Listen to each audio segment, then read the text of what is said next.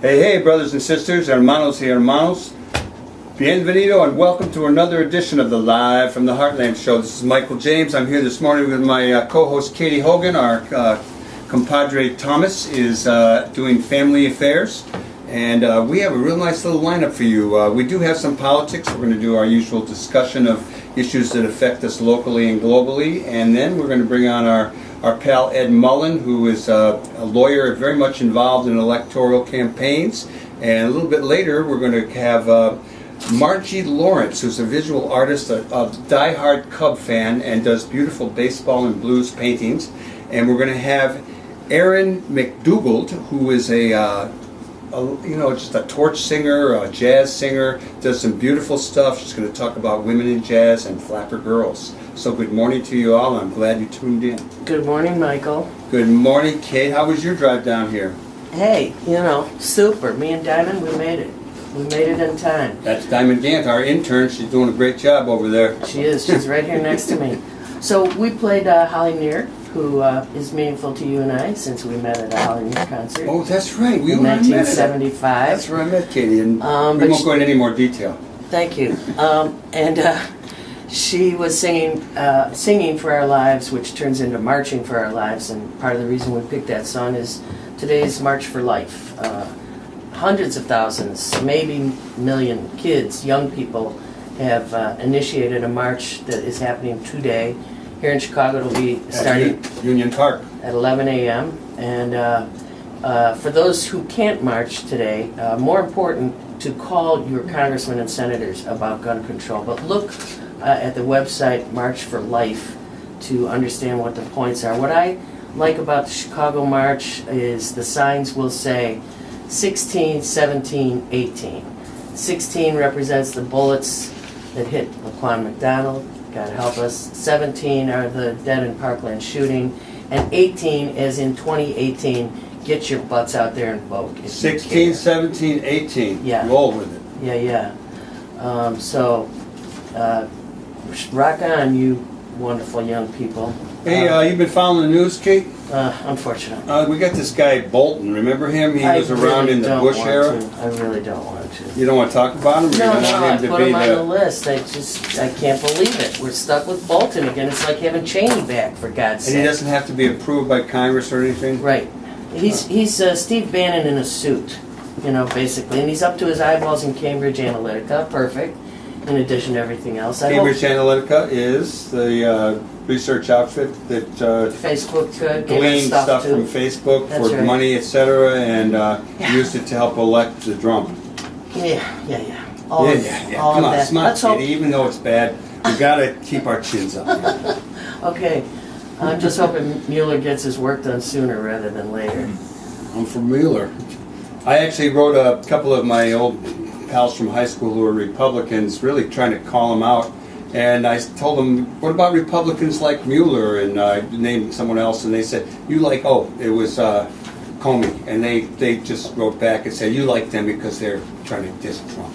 Thank you for sharing that. I think that we should encourage people to be doing deep breathing, fasting, and meditation to pull themselves together in this terrible time. Well, the deep breathing always is very helpful. We had a big election this week. Big in some ways, because with 24 or so % turnout, we actually went 4% higher than 4 years ago at a primary. I'm going to ask Ed Mullen all about that when we get him on. And glad for the wins, sorry for the turnout, yada yada. We have an upcoming LSC. We do have an LSC, that's the local school council. These elections will happen in April.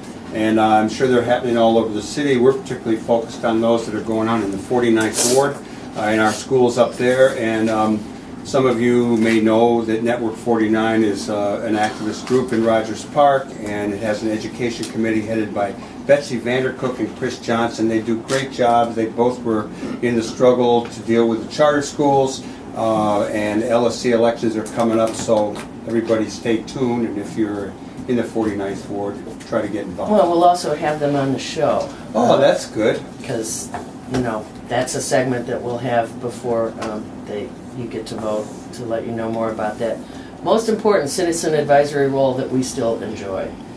The Gale School Clinic needs your writing and support to, Loyola is saying that they'll give a bunch of money to the Gale School Clinic, but they need to hear from neighbors about how much that will help their image, their actual practice, and their engagement in the community. So look for on Facebook and Rogers Park Neighborhood News stuff about the Gale School Clinic. They could use your support. And Katie, I think you know something about Protect Rogers Park and a Palm Sunday event they're having. Right, tomorrow at St. Jerome's, Santo Jerónimo on Lunt. There's a Facebook page, it's called Protect RP, that you can look it up, but basically members of Protect RP will be out doing outreach at St. Jerome's on Palm Sunday tomorrow, handing out palms and business cards and holding signs showing love and support to the neighbors during this scary season of ice raids, etc. Okay, Katie, you did mention Loyola possibly donating money to the Gale School Clinic. Loyola is in the news, though, because they have one hotshot basketball team out of the Missouri Conference. Amazing. They have won Amazing. 3 games now by 1 or 2 points each, and I got to say they've been really exciting games. They fall into they're behind at the beginning, they come back, they go way ahead, the other guys catch up, go ahead, and then DePaul comes back. Loyola comes back and pulls it out. And Michael gets his Catholic skulls mixed up. Well, I do. I actually like them both, but I do know that Loyola also has some other issues around campus security police, and they have a looming strike, and some adjunct professors are all getting involved. So Loyola is something to watch. We love Loyola. We're on Loyola Station. We're particularly happy about the basketball game, and that's going to be at 5:09 tonight, probably on Channel 2, and I believe it's against Kansas State. You can also go and see it thanks to the owners of the 400 Theater and our local aldermen. Good guys. Those guys who own that theater. They've opened up their theater to show the game to the neighbors for free. Of course, they plan on selling a lot of beer and popcorn at the same time, which I'm sure they will. And M&Ms and I think peanuts it's way and stuff. cool that the neighborhood can go to the local neighborhood theater and watch the basketball game. That's very cool. Okay, we got a guy sitting here. I You know, want it's to introduce him, Kate? Time to do that, yes. To let Ed in. Ed Mullen, welcome to Live from the Heartland. Hi, Ed. Look at that grin. Hi, Katie. Hi, Michael. How are you today? So I'm so glad this is the first time you've been on this show. So let's introduce you. You and I first met each other on the Chuy campaign, I think, or in. I think it was actually the Quinn campaign in 14. Oh, it was before that. Okay, great. So what I know you most about is election-related law issues, and so tell us. Where did you come from, anyway? Were you born and raised in Chicago? I was not. I was born and raised in Albany, New York. Oh, that's right. And the way that I first got interested in politics was Mario Cuomo, before he was the governor of New York, came to my high school and spoke on Earth Day. And he gave a speech. Mario Cuomo. And I was so impressed by the speech that he gave that they were standing outside with clipboards when we left the school auditorium. I signed up and volunteered on his first campaign when I was like 15 or 16 when he won his first gubernatorial race in New York. And haven't looked back since. Haven't looked back since. But I got involved in the election stuff when I realized that there were progressive candidates in Chicago who were getting kicked off the ballot and didn't really have the knowledge or expertise to gauge their way around the election laws. Mm-hmm. And so it was not a part of my official practice, but I was trying to help progressive candidates make sure that they were not kicked off the ballot. And now it's become a pretty significant part of the work that I do. Right. Right, and it's still an issue, as we know. Absolutely. Yeah, and it's always been an issue. It's one that I've been aware of. I'm known on this show in the inner circles for kind of going out of sync and throwing things off track, but I got to go back to the New York thing, to Albany, New York, where my daughter Koya was born. But I just want to ask you a quick question. Now that Cuomo is the governor, and we have de Blasio in New York, yeah, it's his son. What do you make of that little battle going on between de Blasio and Cuomo? Well, de Blasio is a much more progressive mayor than Cuomo is governor. And, Cuomo has been chastised for working too much with the Republicans and not letting the Democrats take control of the Senate and not holding a special election. And I think it's an interesting thing to watch, especially as we move toward 2020 and Andrew Cuomo is making noises about potentially running for president. Having someone to his left there who is a thorn in his side, I think is going to be a problem for him. Okay, that's good for New York people. They want to know what's going on over there. So let's come up to this past week, the election this week.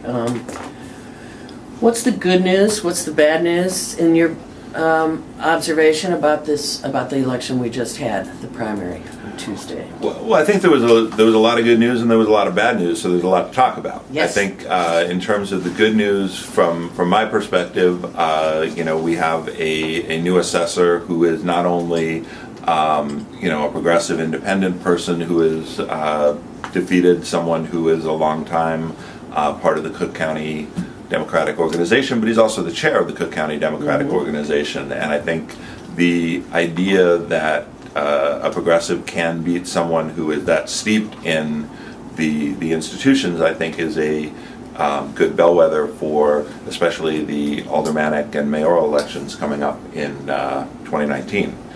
So it seemed to me that in the case of Fritz Kagi, who you're talking about, the new assessor, the Democratic candidate for assessor, which means he'll be the new assessor, I believe, he lined up a lot of support early from Democratic committeemen, Democratic office holders, to who were, whether they came out publicly or just did it quietly, were ready to not support Joe Barrios, right? Yeah, that's absolutely correct. I mean, not way early. I think he had to show some credibility in the campaign that he was running, and he had to, build an organization, raise money. He put a lot of his own money into the race, showing that he was serious about it. And I think once he showed that he was serious, and once the polling showed that Barrios was kind of stuck way below 50%, I think people felt safe jumping ship and supporting him. Well, there was kind of a curveball in this race too, though. We have Andrea Rail, who has been a progressive person in and around. A lot of us know her and like her. She also was in the race, and she had some petitions that apparently were pretty rough, and she went back and forth being on the ballot, off the ballot, whether you could vote for her or not, whether it counted. Do you have anything you can share about where that's going to go? Well, I'm not sure where it's going to go. I can tell you a little bit about where it's been, and I know Andrea, I know Fritz, and I know the folks who are running Joe Barrios' campaign. So I've got a lot of mixed feelings about everything that went on. But one of the problems that we have with election law and the races is that there's not a lot of time to go through the entire objection process before the ballots have to be printed. Right. So you file your objections. This year it was December 11th, and the ballot has to be certified by January 13th. Crazy. And you've got Christmas and you've got New Year's in that time period. So you've got an intensely short period of time that you've got to do a lot of litigation. And here you go to the election hearing officer, then you go to the electoral board, then you go to the circuit court, and then you go to the appellate court. So you've got 4 different jurisdictions that you've got to stop at before you get a final decision. Now, there may be a petition for hearing by the Supreme Court, but the Supreme Court doesn't have to take it. And given the fact that the election's over, I think it's unlikely that the Supreme Court is going to look at it. Right. But as you mentioned before, this is one of the areas that all of us as progressives in politics have observed for years. There's a variety of pieces, including the calendar itself. I mean, why do we set up an election that has to one, happen in the winter, and also cover the holidays that everybody takes off? Why don't we start at the new year and have the election, say, in April or May, when people can actually knock doors without freezing? Why can't we do that? I'd be happy to let you do that, Katie. Unfortunately, that's not my decision. It's the decision of people who have been elected under this system, and so the system works for them. and they use the system to make sure that they continue to have that power. So if you have progressives that are not using the television and mail to run a campaign, they're door knocking. And it's not good to door knock in January and February. So it makes it much more difficult for the grassroots progressive candidates to succeed. One of the other issues, though, is the presidential campaign. So moving your primary up early in the year Right. gives you a little more say in choosing the president, and we did that around the time of Barack Obama running to try to give him a little bit of a boost. February. Yeah, exactly. So there are advantages and disadvantages Right. of where it is, but the compressed schedule makes it really difficult to go through the challenge process. And that questions whether or not we should even have a challenge process. In Wisconsin, they have a board that looks at the petitions and they determine whether or not the petitions are valid. They do more work than the boards here in Illinois, but there is no challenge process. It's just the board going through the petitions and deciding whether or not people should be on the ballot. So What are you inclined? Do you prefer that model? You don't know. I don't know. I mean, I think there are advantages to it. I think we've got a system now where it's not only difficult to get on the ballot, but because of the process, you can file an objection and you can go to trial and evidentiary hearing on the objection, even if it's not a valid objection. Right. And that ties up the money, that ties up the time.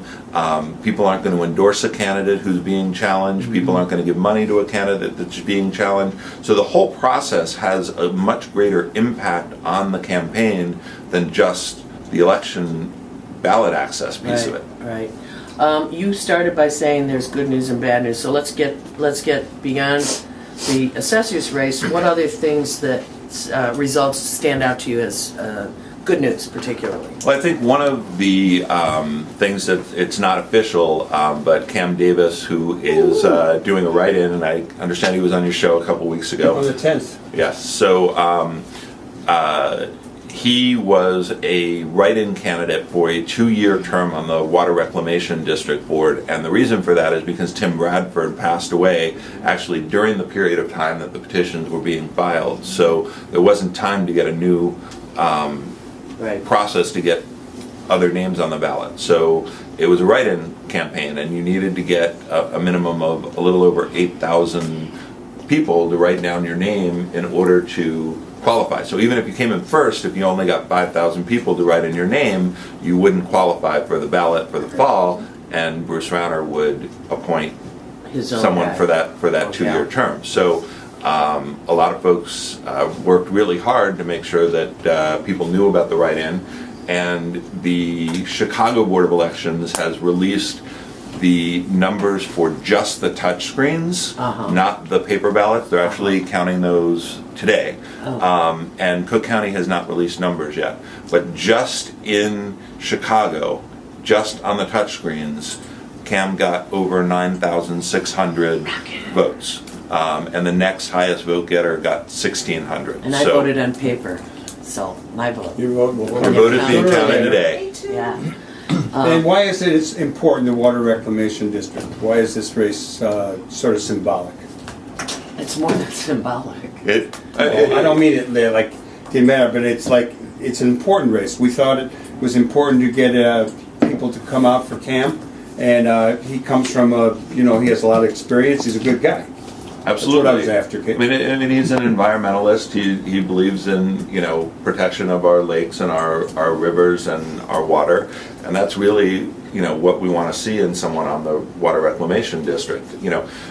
Back when I first moved to Chicago a long time ago, the Water Reclamation District was kind of known as a dumping ground for people you needed to find a spot for in the political world. And now, I think thanks to people like Deborah Shore and others, Josina, it's become a much more environmentally activist board, and I think that's really good for our city. And the guy the protection who of heads our it water up, is more crucial too. the guy who heads it up is also Pietro, or I forget his name. Anyway, back to the election. What about Chuy? What about the people, other races? Like Chuy got a lot of press about really being a winner, bringing a bunch of people along. Your thoughts on that? Right. So Chuy won Chuy with Garcia. Chuy Garcia won with over 60% of the vote, going to Congress after losing the mayoral runoff, and I think that's great. But what I think is even stronger is that he didn't just go on his own. He brought a lot of people along with him. So Ama Anaya, who had worked for him in the Cook County, he brought her along, and she wound up winning what seemed to be a pretty nasty race on the ground for his seat on the Cook County board. Aaron Ortiz won his race against Dan Burke, who has been in office since I was 3. Yeah. That's Ed Burke's brother got knocked off, yes, right? Yes, and so that's a good thing. That's a good thing, and there's talk about going that same group going after Ed Burke in the aldermanic elections. Who's been in office. Ooh. And, You better look out. So, and they worked together, and they brought out the vote, and pushed a strong progressive message. State Central Committee, talk to us about that. Well, a lot of people don't know what the State Central Committee is. It's 36 people who vote for Mike Madigan as chair of the Democratic Party of Illinois. And there's 2 people elected in each congressional district, 1 male, 1 female. And usually those are races that are very under the radar, and people who are very involved in the institutional politics get selected to be on there. And the Bernie folks ran a slate of people, not all 36, about half of the races. And How'd Maggie do? How'd Maggie do? Maggie Wonderly. She did not win. Oh. I did not see the totals, Okay. but not a lot of them won. Uh-huh. Dick Durbin and Tammy Duckworth, very disappointing, did robocalls against our candidates in support of the incumbents and in support of the folks that they were paid by Michael Madigan, the phone calls, and so that was very disappointing to me to see. Right. But what I like about this is it brought attention, I think, to the structure of the Democratic Party and the fact that the Democratic Party in Illinois is not an open system, and Surprise, what does surprise. it mean? Yeah, what does it mean to be a Democrat? I mean, how do you become a part of the party? And Right. in a lot of other states, there's been an ability for more progressive folks to get involved in the party and to become a part of the party structure. And here, the entry barriers are so high that we haven't been able to do that. But I think we brought some attention to it. There was a lot of press coverage. The Sun-Times ran a big article. The Chicago Tonight did a show on it and had some of our candidates. And I think, 4 years from now, I think we'll be more organized and have time to educate people, and I think really make a difference in the way that our party operates and is open to people around the state.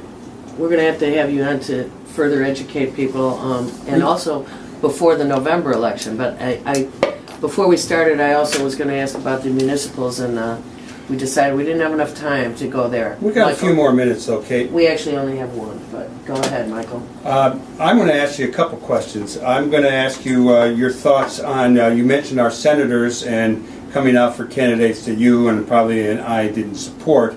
But what about the governor's race, where our 2 senators jumped right in behind our billionaire, who I got to say I was really impressed with JB's speech the night, and also both of the concession speeches. But your thoughts on that whole thing where the establishment Democrats, whether they're sort of progressive or not, are supporting the not so progressive candidates? Right. I think it was the senators. It was also Susana Mendoza, Mike Frericks. I mean, it was up and down. The state. People came out and supported J.B. Pritzker early, and I think a lot of the people that I talked to said it came down to money, and the idea that if we were going to beat Bruce Rauner in the fall, we had to have a lot of money, and that J.B. Pritzker had that. And if he is spending his own money to get himself elected and to support the infrastructure to get himself elected, then the other candidates can spend their money on other things. So they can work on the Senate, they can work on the House, they can work on other seats. So I think a lot of people early on saw money as the big factor in why we needed J.B. Pritzker to beat Bruce Rauner. One last question, and that would be about the county board. You and I were talking earlier that Brendan Johnson, who was out of the CTU, Chicago Teachers Union, beat Boykin. And Boykin, along with Fritchie, were two people on the county board who really were against the soda tax. And they both lost. Any thoughts on that as we go out to the next segment? Well, I mean, that was my thought that you just said. It was just very interesting that the two people who were the face of repealing the soda tax and opposing the soda tax were two of the folks that lost on election day, and Tony Preckwinkle, who was the face of the tax, won with over 60% of the vote. So I found that very interesting. Ed Mullen, thank you for your work. Thank you for coming here today. Don't forget, we take pictures of people here before you leave, so Try to stick around is what she's saying. please listen to, or you are listening to WLUW 88.7 FM, live from the Heartland. Please like us on Facebook. And here comes Les Brown with Jolt and Joe DiMaggio.